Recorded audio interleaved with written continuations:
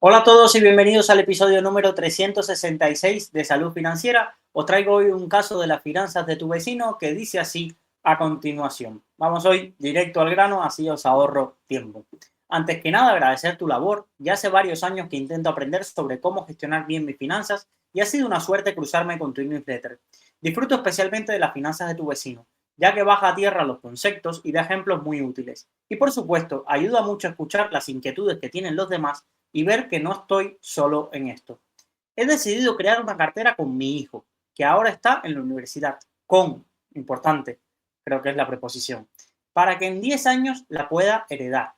De esta forma, no solo le ayudaré económicamente en unos años cuando empiece a construir su vida y necesite que le eche una mano, sino que así consigo que se interese desde ya sobre la inversión y sus principios básicos. O al menos esa es la intención. La cartera sería 40.000 euros y unas aportaciones de 1.000 euros anuales que le haría yo. Además, él se compromete a meter un 5% de su sueldo cuando tenga un trabajo estable. Para construir la cartera, la hemos hecho juntos más o menos, hemos seguido los siguientes parámetros. Estará dividida en tres partes: renta variable indexada, renta variable de gestión activa, global, y activos fuera de renta variable para utilizar de reserva si hay una bajada. La renta variable de gestión activa hemos puesto fondos globales y no especializados en un sector en concreto, dado que preferimos que sean los gestores quienes tomen esas decisiones. Las aportaciones irán primero a los índices si estos están por debajo de la proporción que hemos fijado inicialmente, luego a los activos reserva y por último a la renta variable global. La idea es tener una cartera todoterreno para poder mantener estos 10 años sin cambiarla si no es indispensable. Creo que cuando se empieza a rotar fondos ya es muy difícil parar. Si él quiere cambiar algo, que me convenza.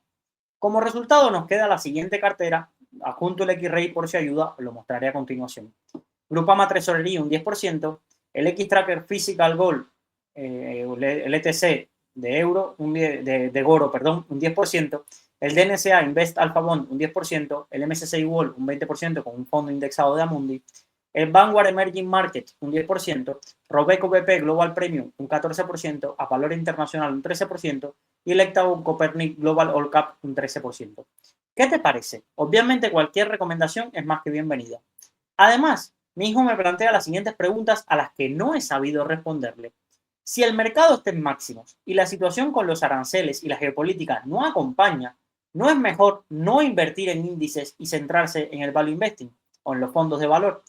Mi respuesta fue que a largo plazo es invertir en el mundo que seguirá creciendo y junto con los cambios y composición y bajos costes sale a cuenta invertir en el índice, pero no me quedó muy convencido. La verdad es que a mí también me preocupa un poco porque no paro de oír que hay que invertir en índices que son infalibles y eso me suena a la típica alerta que hay que tener en cuenta antes de una burbuja. Pero sí confío que a largo plazo el mundo siga creciendo y sea una buena alternativa. Teniendo en cuenta el punto anterior, sí que tengo la duda de si construir la cartera poco a poco durante varios meses o dado que es una cartera a largo plazo, el momento de entrada tampoco tiene tanta importancia y se debería invertir todo de golpe. Siguiente, si es a largo plazo, ¿vale la pena tener renta fija? ¿El oro y el monetario ya pueden hacer de reserva de valor y probablemente tenga menos riesgo? ¿No? Esa es la pregunta. Y por último, ¿vale la pena tener un fondo de renta variable más defensivo o un fondo mixto? Mi punto de vista es que no, porque para eso ya hay parte de la cartera descorrelacionada y los otros fondos que invierten con un enfoque de valor. Bueno, un caso interesante. Nos plantea varias preguntas que creo que no he abordado a lo largo del podcast y que puede ser, creo que me va a dar bastante juego y por eso quise acelerar para no hacer demasiado extenso el programa, pero sí es algo muy, muy interesante. Bueno, veamos la cartera primero antes de responder vuestras dudas. La foto final de la cartera, estamos en una cartera 65% renta variable, 9% renta fija, 15% en liquidez y un 10% en oro. Por países y regiones, muy distribuido. América entre Estados Unidos, Canadá y Latinoamérica un 46%, Europa un 29% y Asia un 25% aproximadamente.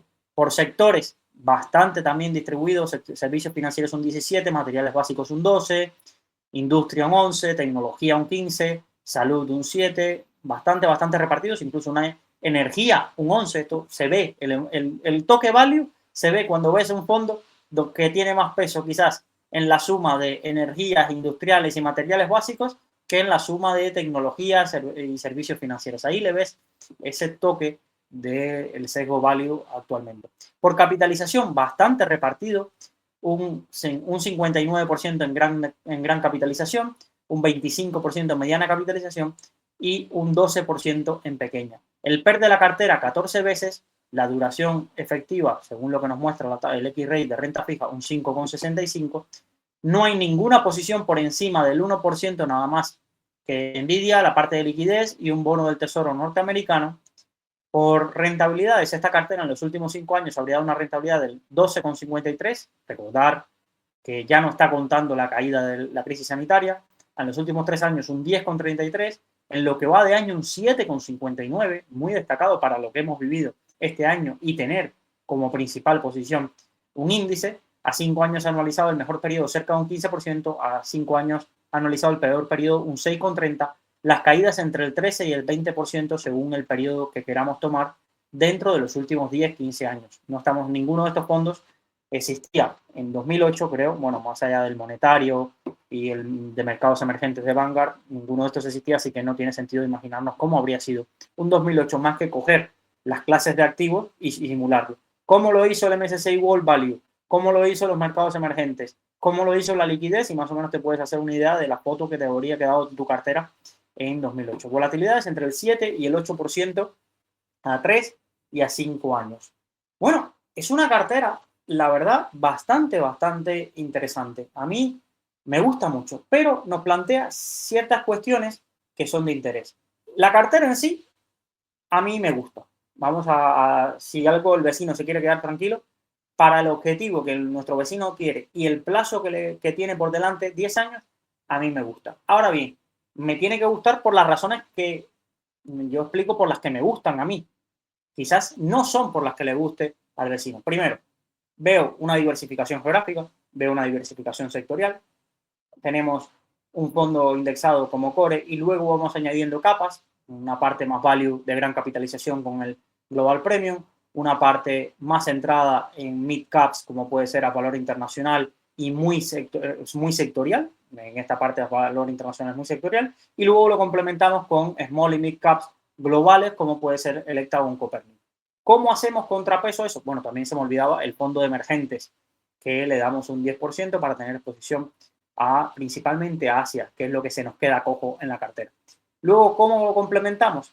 Con 3 diversificadores. Aparte de que esa propia renta variable no tiene una alta correlación entre sí, si pudiéramos hacer la cartera y solo poner los fondos de renta variable, nos daríamos cuenta de que esos fondos entre sí tampoco están muy relacionados, pero sí son renta variable. Entonces tenemos que asumir que en un entorno de estrés altísimo, como pudo haber sido 2020, te puedo decir a cuánto cayeron todos estos fondos entre diciembre de 2019 y marzo de 2020 y veréis cómo, a pesar de que nuestra correlación a duras penas parece que tengan cierta relación estos productos, en un entorno de sell-off, es decir, de que se vende todo, los productos están muy correlacionados. Y es por eso que vienen a añadirle 3 productos adicionales, tiene todo el sentido para este tipo de carteras, donde el objetivo es proteger el patrimonio, crecer evidentemente, pero también añadir esa parte de protección y donde no va a haber unas aportaciones periódicas fuertes. Tenemos liquidez, tenemos renta fija de muy poca volatilidad y baja duración y tenemos también el oro. Pero el oro sí tiene más volatilidad. Esto es importante. El oro nos añade correlación, pero tiene más volatilidad que lo anterior. Por tanto, en un entorno muy complejo, realmente las palancas de amortiguación de las caídas deberían ser los 2 productos, tanto la liquidez como la renta fija que tienes en cartera. El oyente preguntaba, bueno, ¿y hace algo de papel tener renta fija en la cartera, en ese papel, si ya tenemos la liquidez? Bueno, aquí lo que vas a intentar es, a igualdad de condiciones, no aumentar la volatilidad de la cartera, pero rascar un poco más que la liquidez. Imaginar que la liquidez se va al 0%, aquí al menos intentas rascar un poco más con ese fondo que tienes ahí. Pero plantea dudas existenciales muy importantes.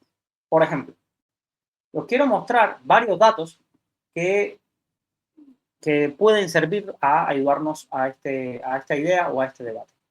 El primero que os quiero mostrar es este de aquí, este dato de aquí que os quiero mostrar.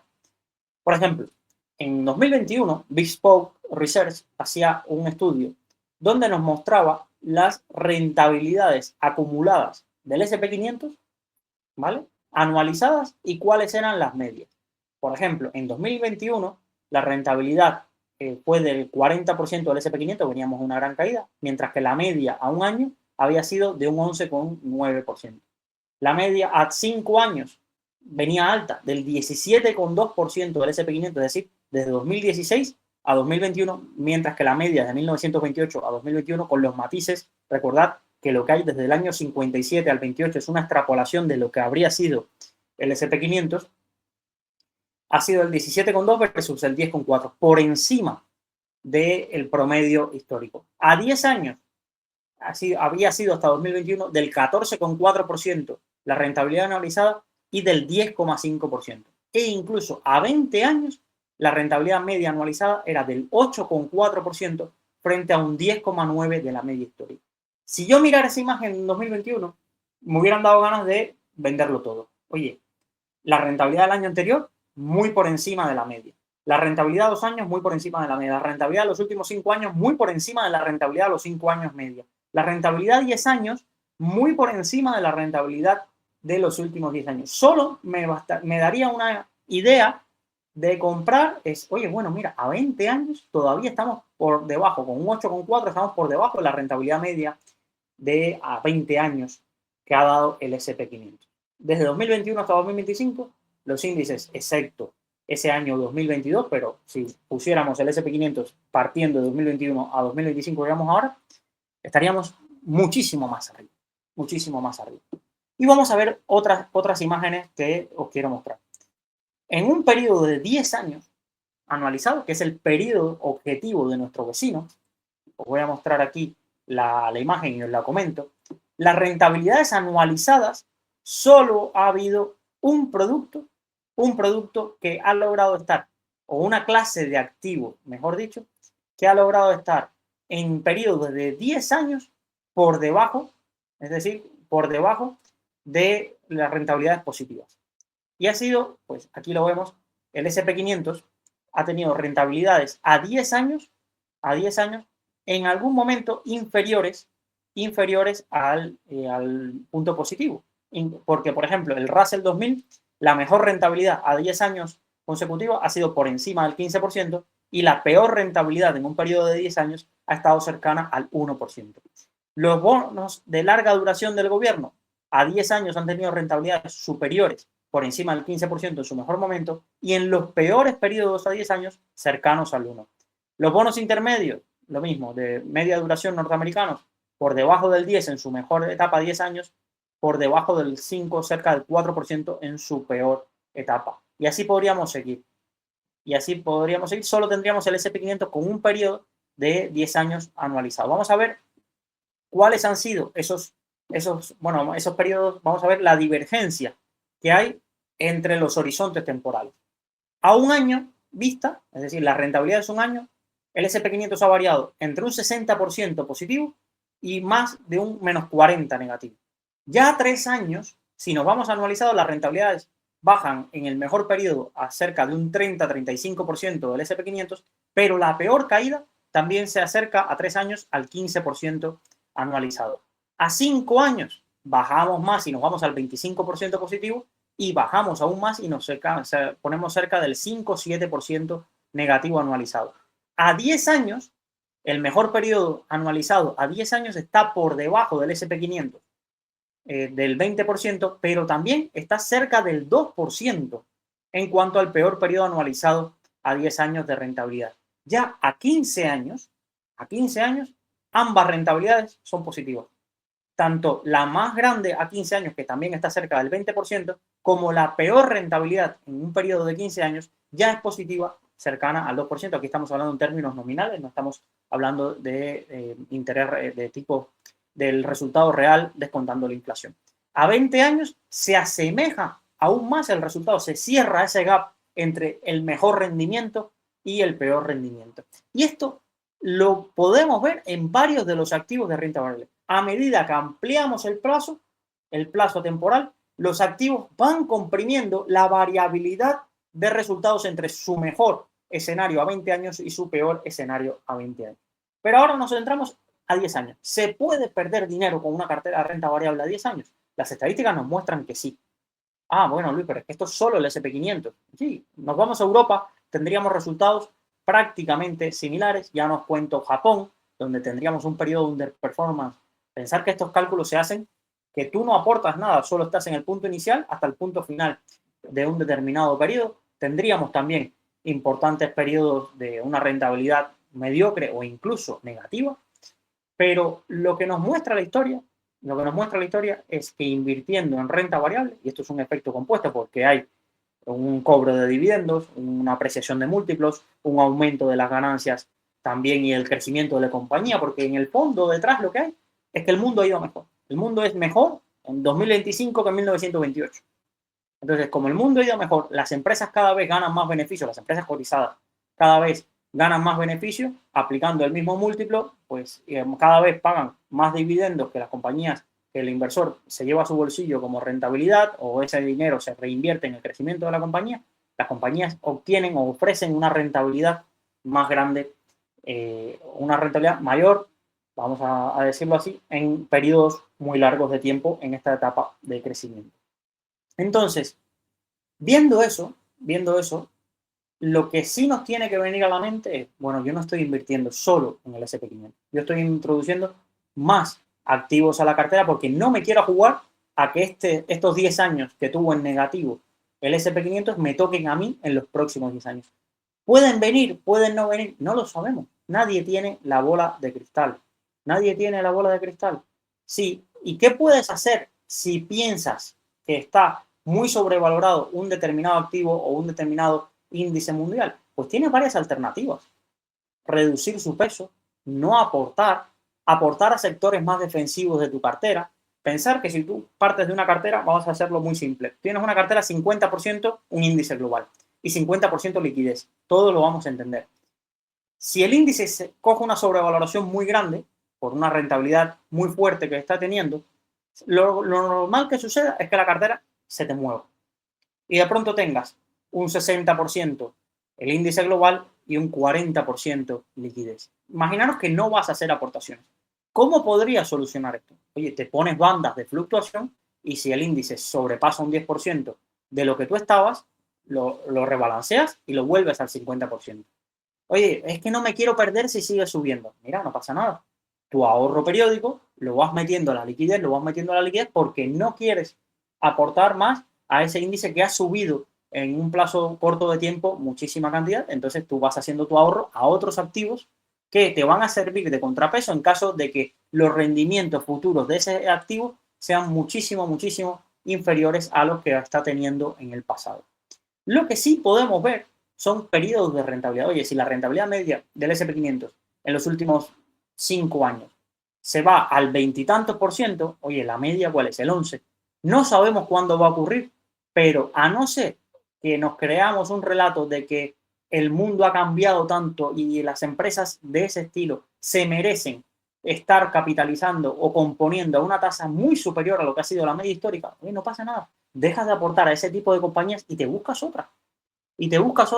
Pero no por cambiar la cartera, otro activo dentro de la cartera que te sirva como refugio hasta que aparezca la oportunidad. Que no aparece la oportunidad, pues has tenido un costo de oportunidad, pero no has vendido el activo. Mucha gente dice, no, no quiero estar indexado. Y se van a otro tipo de activos como si no cayeran o como si no fuesen a caer en el momento de que la indexación caiga o que caigan, se corrijan ciertas sobrevaloraciones que hay en el mercado. Y a veces, lo que siempre os digo es que mirar el comportamiento de donde os estáis refugiando en los momentos de caída.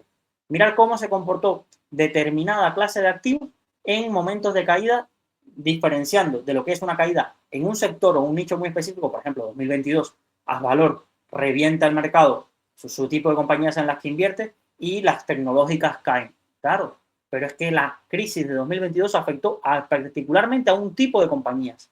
¿Qué tipo de compañías? Las compañías growth norteamericanas y las compañías, principalmente las small caps, que se veían muy impactadas por el aumento de los tipos de interés de una forma acelerada. Esas compañías que estaban muy endeudadas o que cotizaban a múltiplos desorbitadamente altos.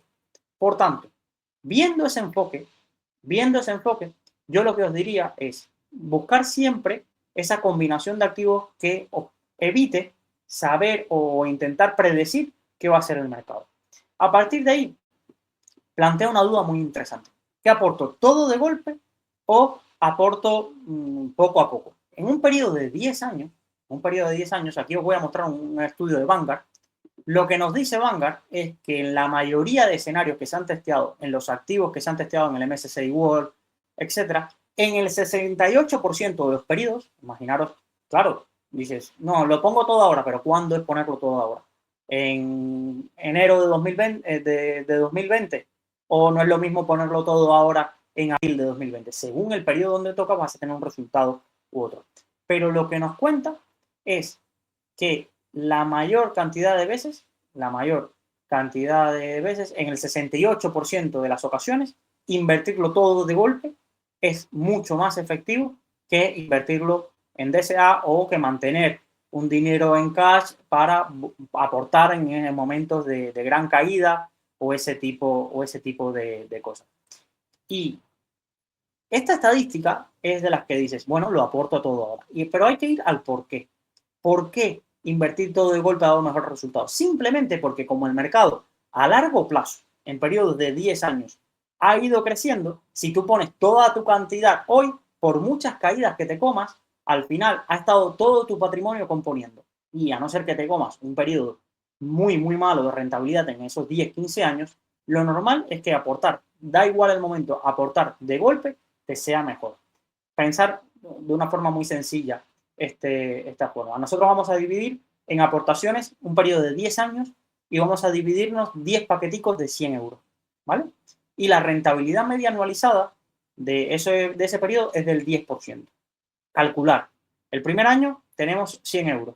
100 euros que ganan el 10% serían 110. Aumentamos 100 euros, ¿vale? Y aportamos en ese momento. Tenemos 210. Y así vamos componiendo. Ahora bien, imaginaros empezar con 1.000 euros y que la rentabilidad media de esos 1.000 euros ya no sea el 10, sino sea el 7 o el 8. Solo porque empezamos con un mayor patrimonio, nuestro dinero final es muchísimo más alto, es decir, nuestro dinero ha pasado más tiempo componiendo, una mayor cantidad de dinero ha pasado más tiempo componiendo, y esa es la base de por qué las estadísticas muestran, y lo que demuestra que casi en cualquier periodo, más de 7 de cada 10 veces, aportar, da igual el momento de golpe, sea una mejor opción. ¿Qué pasa? Que esto psicológicamente es duro. Psicológicamente, imaginaros que yo recibo una herencia de 100.000 euros y me vas a decir, invierto 100.000 euros de golpe ahora. Cuando yo escucho todos los mercados que son sobrevalorados, que va a venir una caída, que el mundo, o peor, estoy en medio de una caída, esto se está acabando, voy a invertir. Psicológicamente, invertir todo tu dinero de golpe es duro. ¿Dónde está el matiz? Al menos como lo veo yo. Muchas personas asumen que invertirlo todo de golpe es, le meto los 100.000 euros o le meto los 10.000 euros que tengo al SP500, al MSCI World, y esto está muy sobrevalorado. Si tienes miedo, créate tus alternativas. Inviértelo todo de golpe, pero mirar cómo en la cartera de nuestro vecino se guarda un 40% casi en activos muy poco correlacionados con la renta variable. Y además, dentro de la renta variable, su exposición a renta variable norteamericana sería inferior al 40%. Entonces, hacer los múltiplos. Si tiene un 60% de la cartera en renta variable y un 40% en renta variable norteamericana, y además dentro de la renta variable norteamericana, habría que ver a qué tipo de renta variable norteamericana estás poniendo. Tiene menos de un 25% de la cartera expuesto quizás a lo que más caro está o sobrevalorado puede llegar a estar. No quito que así llega una gran caída de la renta variable, caiga toda la renta variable. Pero el argumento de que no quiero invertir ahora porque está sobrevalorado se refiere a un nicho en específico que pesa muy poco en la cartera y que además tú tienes, en caso de que cayese, imaginaros que se ocurriese en ese 25% de la renta variable norteamericana, pensemos que ceteris paribus, todo lo demás se mantiene constante y la renta variable norteamericana cae un 50%.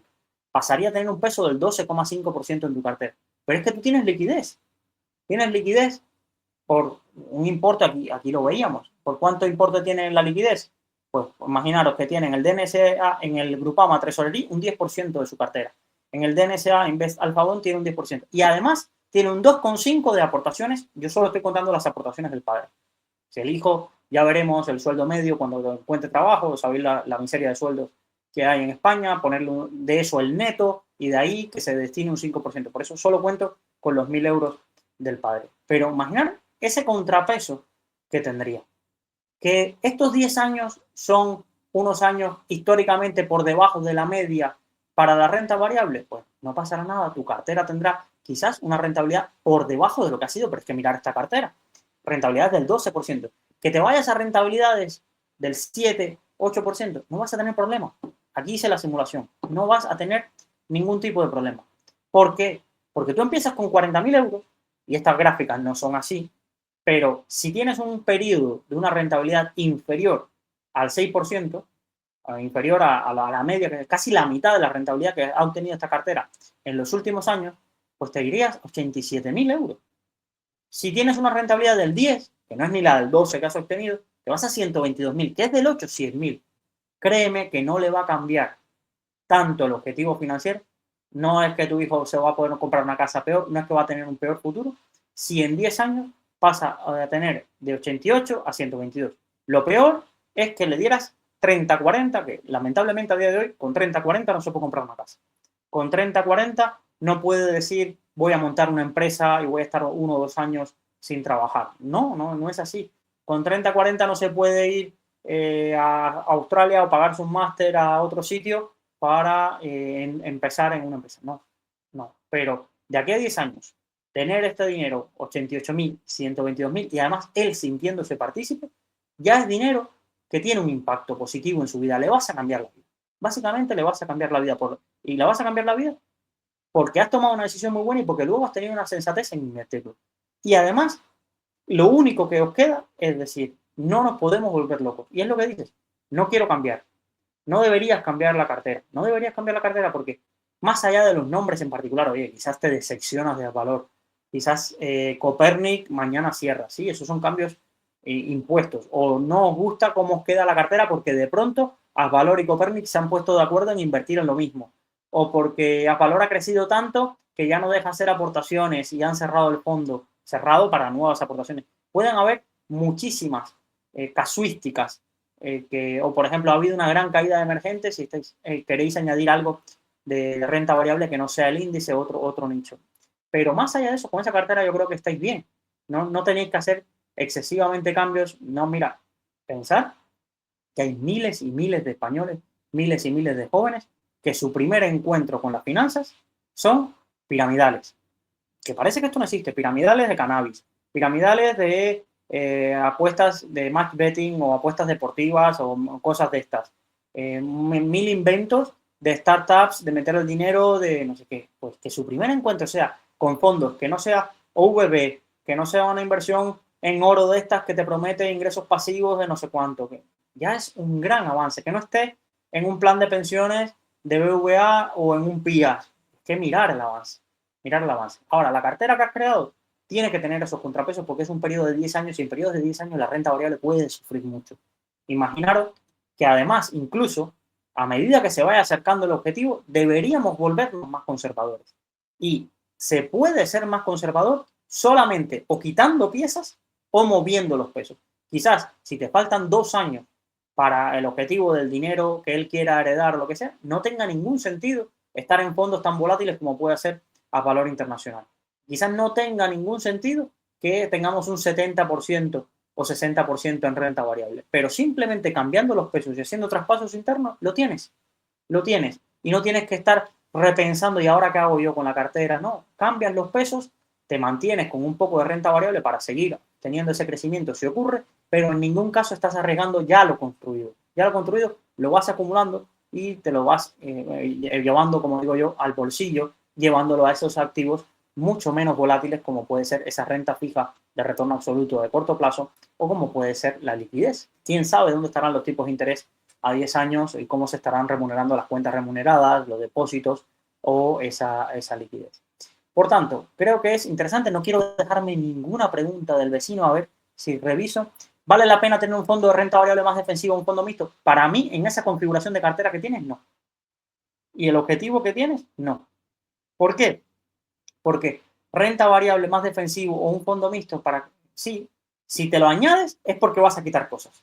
Lo que no tiene sentido es que te cojas un indexado, un value de gran capitalización, un value muy contrarian como es Asvalor Internacional, un value global flexible como es el EPTA o un Copernic, luego te cojas renta fija de retorno absoluto, oro, y te cojas liquidez y luego le metas un mixto. No, si metes el mixto es para quitar toda esa parte. Por ejemplo, vamos a pensar, si metes BL Global 75, o digo BL Global como pueden ser cualquiera de esos mixtos, ¿qué quitarías? Bueno, quito la liquidez, porque BL Global tiene liquidez, quito, en este caso no tengo renta fija de muy largo plazo, la escalera esta que tiene, ¿vale?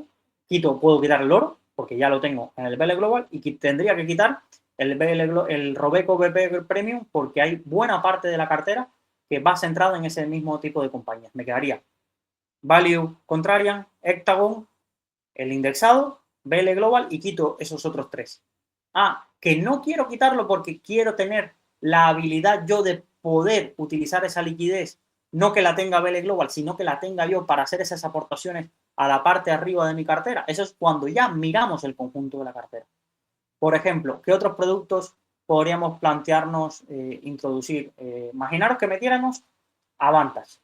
Avantas, este me va a venir muy bien, o algún producto estilo buy and hold flexible.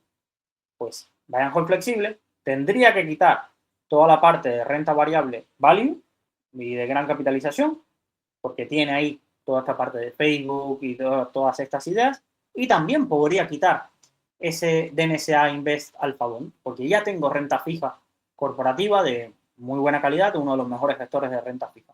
Y ya me quedaría con la liquidez, el oro y este producto mixto que me sirve de encaje. A mí en particular no soy extraordinariamente fan de los mixtos. Sí me sirven para simplificar cartera, pero pierdes flexibilidad de tú gestionar la misma. Ahora, encontrar un mixto que cumpla todas las clases de activos o todos los problemas fiscales de quien no le gusta tener ETFs o de ese tipo de cosas, para esa función sí pueden ser muy interesantes. O el típico mixto que estás comprando realmente por su renta variable y te olvidas un poco de la renta fija, como puede ser quizás Avantas, donde no estás buscando. La renta fija ya es más un componente, ¿no?, para disminuir volatilidad. Realmente lo que estás apostando es a la selección de renta variable que haga ese inversor, ese gestor en ese caso. Por tanto, bueno, un mixto defensivo también, como puede ser Gamma Global, Cartesio X o este tipo de cosas. Esa primera pregunta. Luego, si es a largo plazo, ¿vale la pena tener renta fija? Mira, yo creo que sí. Yo creo que sí, pero por una cuestión de que hemos visto los monetarios en negativo.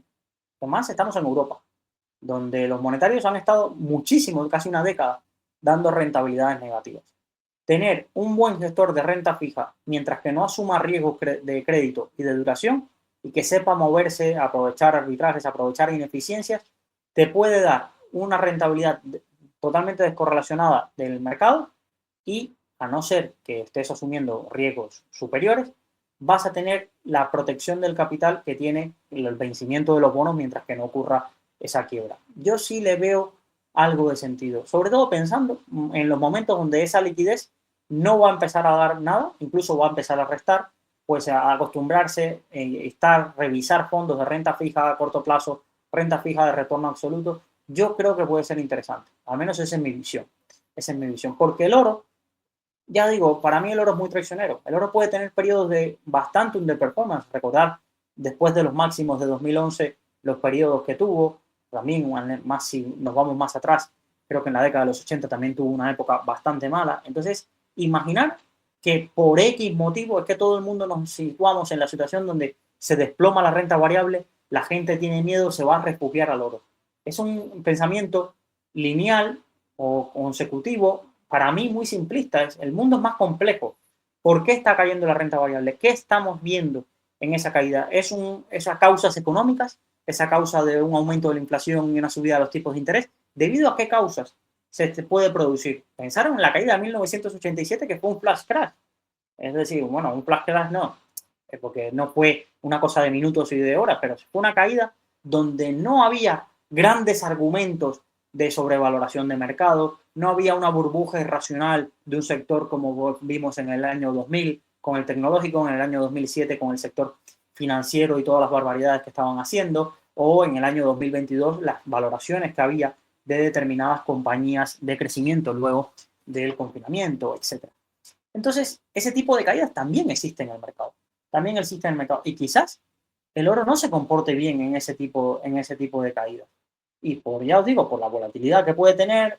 Entonces, yo, productos poco volátiles en cartera, si buscas tener esta configuración donde tú no tienes capacidad de hacer aportaciones periódicas, donde tú no tienes un gran fondo de emergencia, donde tu rentabilidad y el objetivo financiero se basa en tu habilidad, no solo en crear la cartera, sino en saber rebalancearla y saber hacer los movimientos en la cartera ante variaciones bruscas, creo que siempre va a ser un aliado. Creo que se infravalora el tener renta fija ahora porque todo el mundo ve que casi no hay ningún fondo de renta fija con un track record impresionante en los últimos 10, 15 años. Es difícil haberlo tenido. Casi nadie se acuerda de la renta fija porque miras, es que si este dinero que tuviera en renta fija lo hubiese tenido en este otro producto, me hubiera ido fenomenal. Pero cuando en Cuba decimos cuando todo el mundo, cuando truena, todo el mundo se acuerda de Santa Bárbara. Cuando truena, todo el mundo se acuerda de Santa Bárbara y le pedimos al santo. Pues aquí tienes que pensar como eso. La liquidez, la renta fija de muy corto plazo, la renta fija de calidad y bien gestionada y bonos bien seleccionados, siempre parece un lastre en la cartera. Va a ser muy difícil que encontréis algún periodo donde no encontréis que si hubieras estado en renta variable os hubiera ido mejor. El problema aparece cuando llegan esos periodos de caídas y tú no tenías de dónde sacar el dinero y esa renta fija te dice, tranquilo, aquí estoy yo. Y cuando tú ves caídas del 30-40% en los índices y tu cartera está cayendo un 12, un 15, que te lo puedes permitir gracias a esa renta variable. A ver si me queda otra imagen.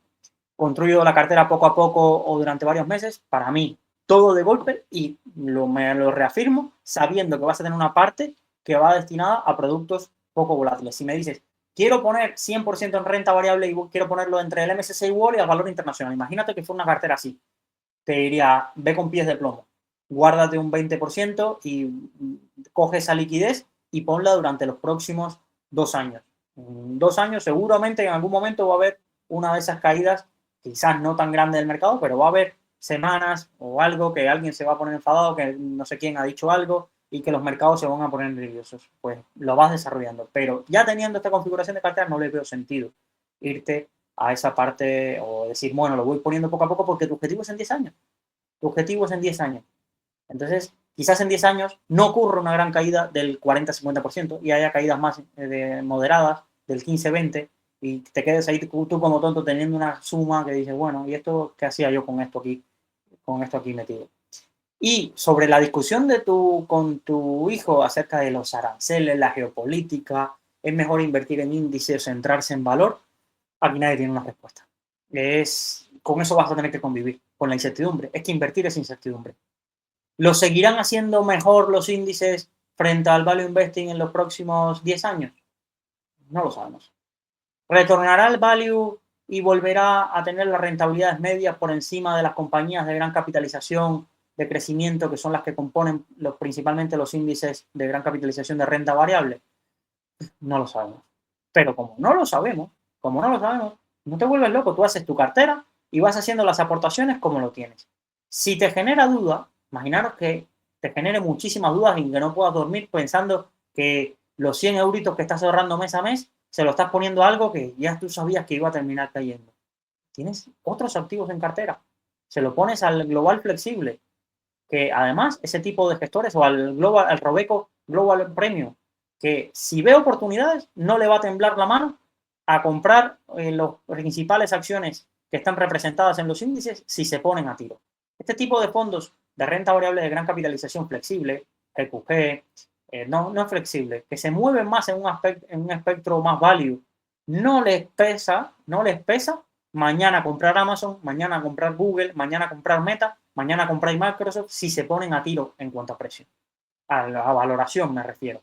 Entonces, si te da miedo invertir en un índice, porque el índice es verdad que va a tener lo que hagan esas compañías. Si esas compañías suben, pues ellos van a terminar representando ese peso en la cartera. Pues cómprate un gestor de valor, un gestor que esté buscando ideas en ese mismo nicho y que te cree carteras en ese mismo nicho y que pueda aprovechar esas oportunidades. O mira, limita el peso y búscate un fondo que esté más equiponderado, aunque esté invertido en esas mismas. Y si ya ves que estamos ante el año 2000, que tu primo que no sabía nada de bolsa está metiendo 1.000 euros en el S&P 500 y esto se va a múltiplos de 50, 60 veces, como ha ocurrido cuando las Nifty 50, oye, no pasa nada, pues aportas a tu liquidez y tú serás el más sensato, no en ese momento, pero cuando las cosas vuelvan a su causa natural, porque un índice a 50 o 40, 50 veces beneficio no tiene ningún sentido porque el mundo no crece tan rápido y esas compañías no han descubierto el Santo Grial, cuando todo se normalice, pues tú tendrás o liquidez o habrás estado invirtiendo en otros activos. Pero no os fustiguéis cada vez que, porque ahora el debate, yo cada vez que escucho un podcast, el debate es, ¿crees que los indexados son buenos? No, mira, los indexados no son tan buenos porque tienen este problema. Claro que tienen ese problema. No, pero la alternativa, ¿cómo es? ¿La alternativa cuál es? No, invertir en esta otra cosa. Ah, y esa otra cosa nunca ha caído. No es que ahora justo es el momento de invertir. Estás adivinando el mercado. Oye, mejor no tenemos un poco de todo y ya está. Y no somos fundamentalistas islámicos de una cosa o de la otra. No, mira, me gusta esto. Cuando creo que esto ya no tiene sentido, cuando creo que esto no tiene sentido, en vez de quitármelo, voy aportando otras cosas, me voy protegiendo de mí mismo, pero no intento estar adivinando de si esto va a seguir subiendo o no, porque es muy, muy difícil. Vuelvo y os repito, os he enseñado que los mejores inversores del mundo han hecho pronósticos de esto ya no puede subir, estamos ante una burbuja, y ha seguido subiendo, y ha seguido subiendo. ¿Ha habido correcciones? Sí, y muchas veces llegan las correcciones por cosas que ni el inversor estimaba, y yo tenía razón. No, tú has tenido suerte con tu predicción.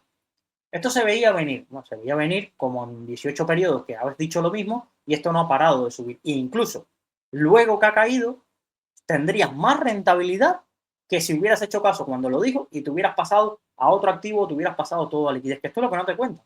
Una cosa es tener razón, no, es que este tipo de acciones va a venir una caída, va a venir una crisis, ya, y cuando caiga, va a caer tanto que te hubiera compensado haber tenido liquidez y en ese momento entrar, además pensando que en ese momento vayas a entrar.